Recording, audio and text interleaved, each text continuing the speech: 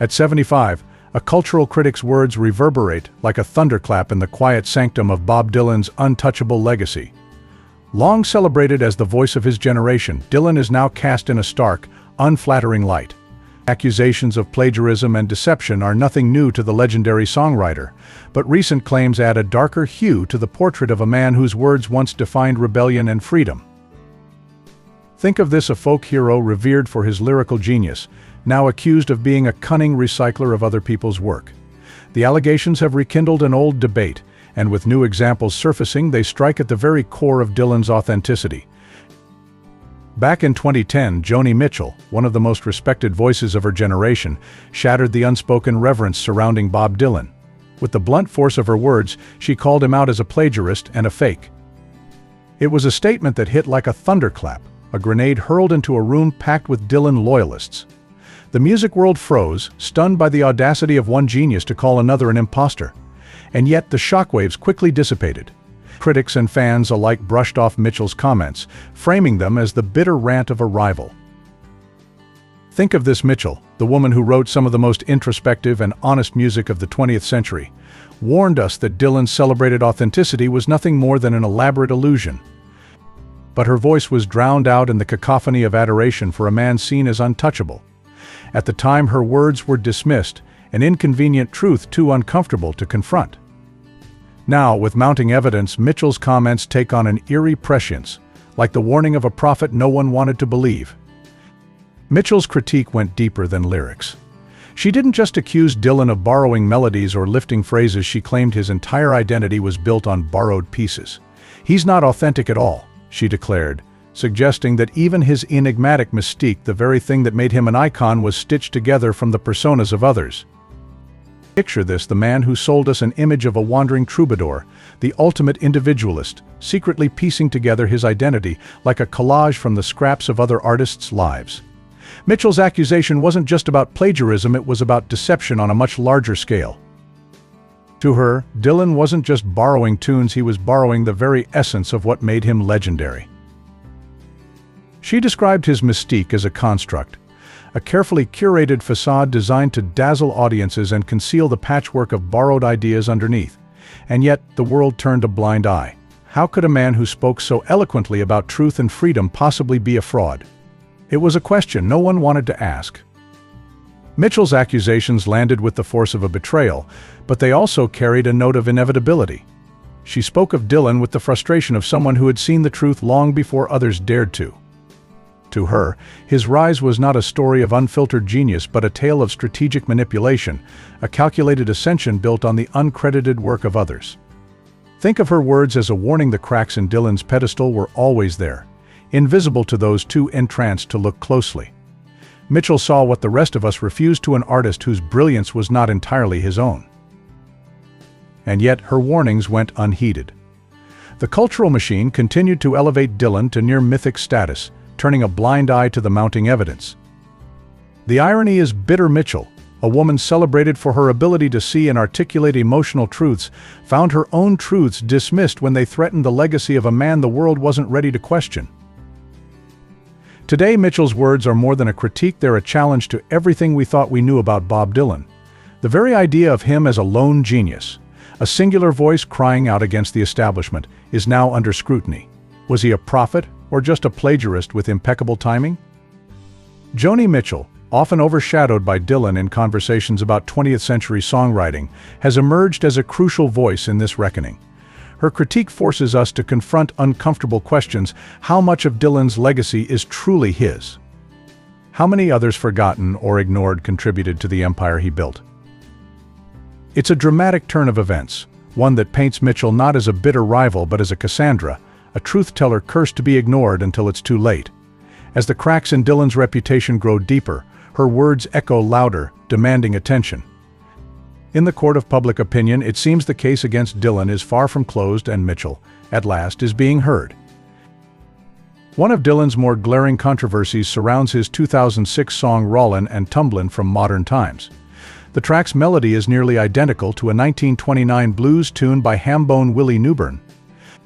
The similarity is undeniable, and the only difference seems to be the omission of credit to the original creator. This isn't an isolated case.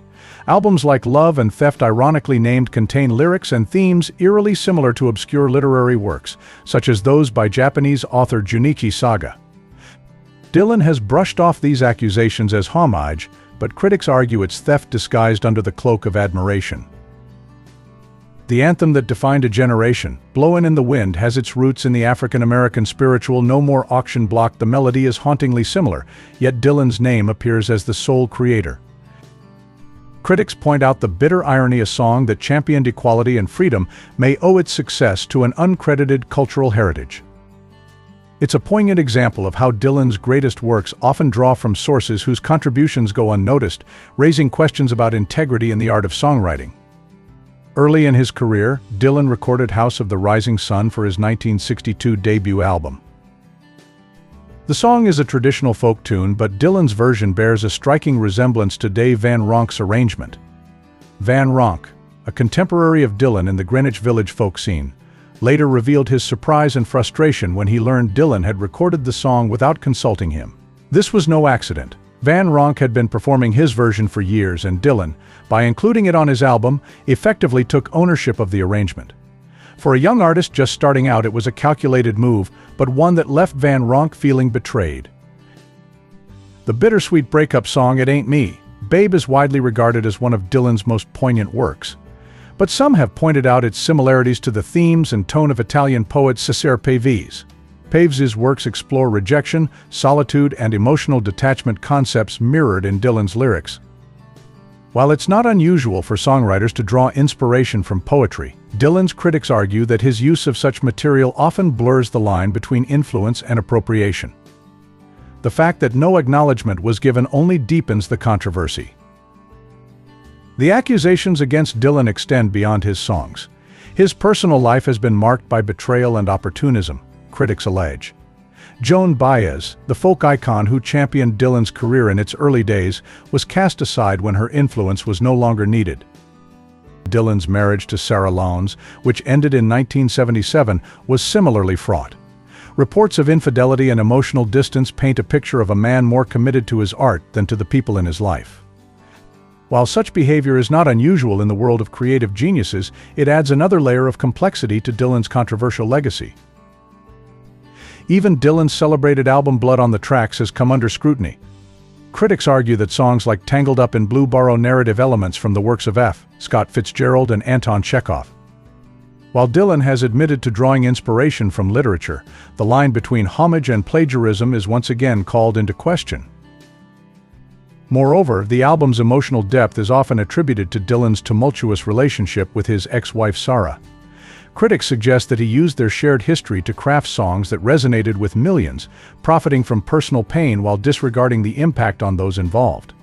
When Bob Dylan was awarded the Nobel Prize in Literature in 2016, it was seen as a revolutionary moment for music. For his fans, it was long overdue recognition of his lyrical genius. For critics, it was a stunning affront to traditional literary icons, especially when accusations surfaced that Dylan had borrowed passages from Herman Melville's Moby Dick in his acceptance speech without proper attribution. Think of this: a man celebrated for originality accepting the world's most prestigious literary honor only to be accused of plagiarism in the same breath. For many, it was proof of the very allegations that had haunted Dylan for decades, a career rooted in appropriation, disguised as artistry.